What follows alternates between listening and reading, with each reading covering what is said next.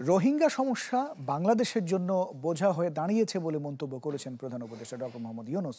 সন্ধ্যায় প্রধান উপদেষ্টার রাষ্ট্রীয় বাসভবনে আসিয়ান পার্লামেন্টারিয়ানস ফর হিউম্যান রাইটসের 4 সদস্য দেখা করতে গেলে এই মন্তব্য করেন তিনি। এ সময় সমস্যাটি বিশ্বের কাছে তুলে ধরার জন্য আসিয়ানভুক্ত দেশগুলোর প্রতি আহ্বান জানিয়েছেন প্রধান উপদেষ্টা।